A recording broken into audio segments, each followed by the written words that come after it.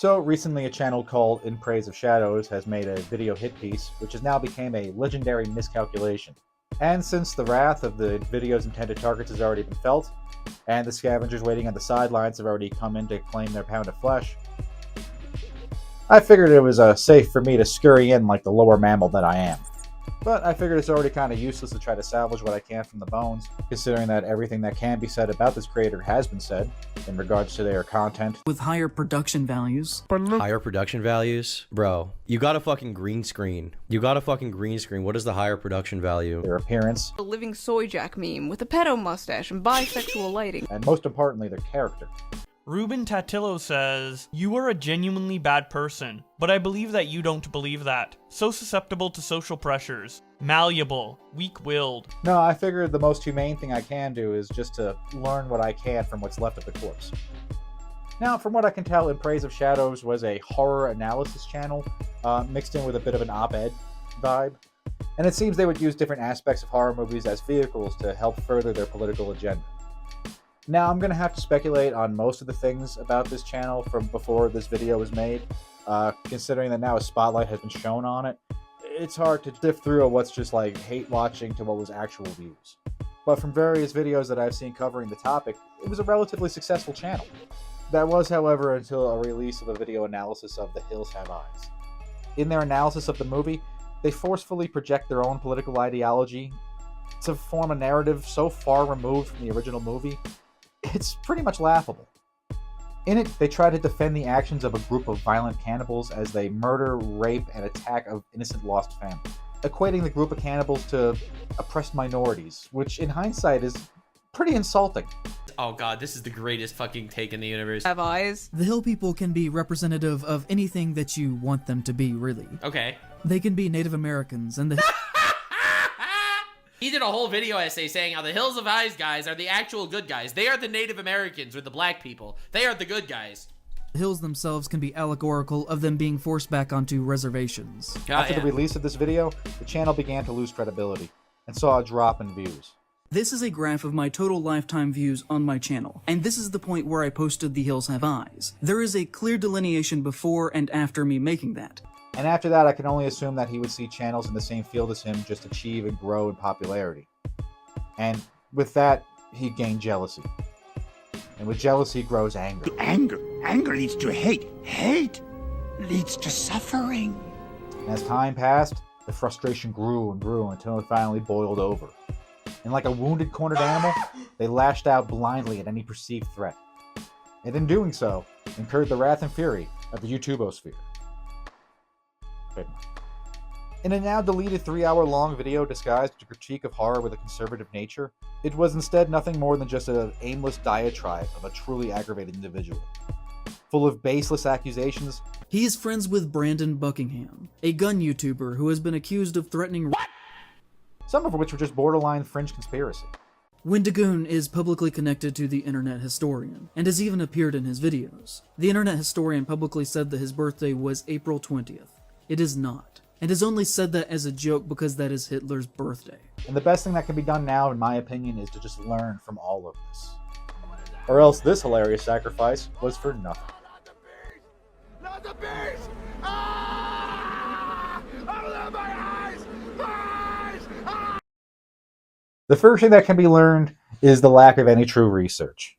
Using points that seem to be little more than unfounded, uncredible accusations to fuel personal attacks on several individuals. It's the same thing as when you read a headline to an article and you don't actually read the article, but then you kind of regurgitate that as a fact in a later conversation. But then when they call you on it to actually back anything up, you just kind of look stupid and you don't know anything. Aside from being inaccurate reporting, these accusations, in my opinion, qualify as defamation of character. I mean, it is one thing to give an opinion-based editorial on an individual, but it is harmful to just present these rumors as facts. They didn't back up a majority of the points they brought forward. They instead chose to just list off anything negative they can find in bad faith to help further their narrative on these individuals. My source is that I made it the fuck up. The second thing that we can learn from all of this is how to apologize and how to admit that we've made a mistake. Although it is obvious that at no point, just simply deleting the video and saying, "my bad," was going to make this all go away, it could have been handled a whole lot better. Now, when one makes a response to a public backlash like this, there's a couple of different options. You could just continue to move forward and just ignore any criticism that you had. Sunny V2 did this when he made that Chris Tyson video. He just kept going forward. He just made another video, kept making videos, and he's still making videos. I don't even remember anyone bringing it up again. Another thing you could do is to make a heartfelt apology and try to appeal to all of your fans. So, I'm sorry. Kind of like how Danny Gonzalez did when his fans called him out on using a slur. And I don't know, this streamer did when he got caught using AI porn. Of course, you can also make an unhinged artistic apology video that includes either dancing or playing an instrument too. And in this case, you can play victim and double down on some of your initial claims. In a series of posts through several social media platforms, they addressed each of their accusations. For some, they gave a half-hearted apology. For others, they seemed to really double down on it. But for the majority of it, they did kind of give the impression that they felt like they were the victim in all of this.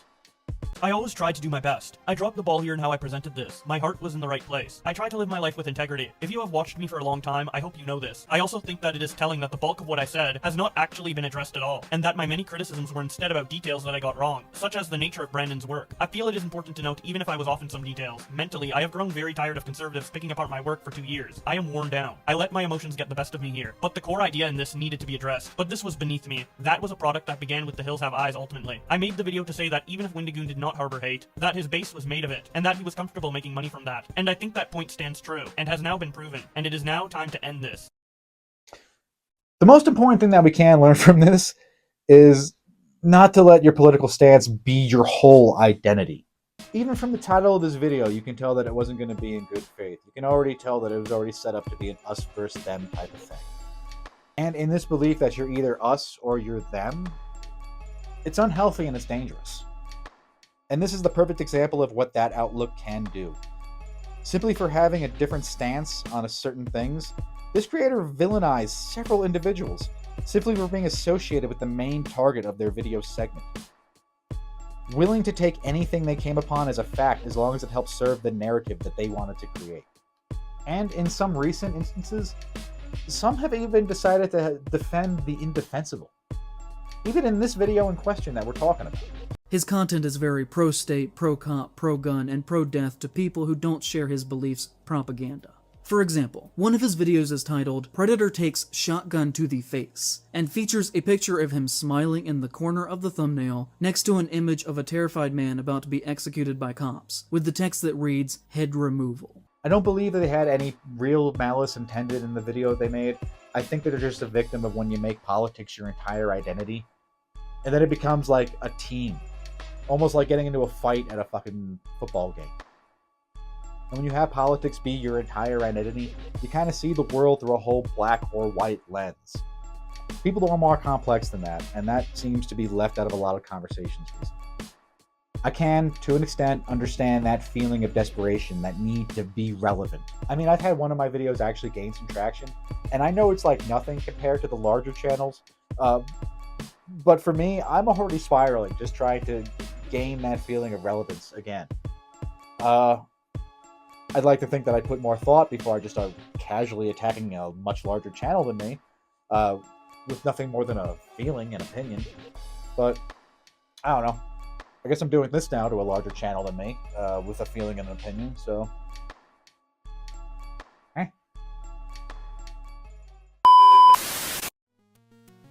howdy. Thank you for watching this video all the way through. If you did, I hope you enjoyed it. I'm doing my best to grow my channel out this year.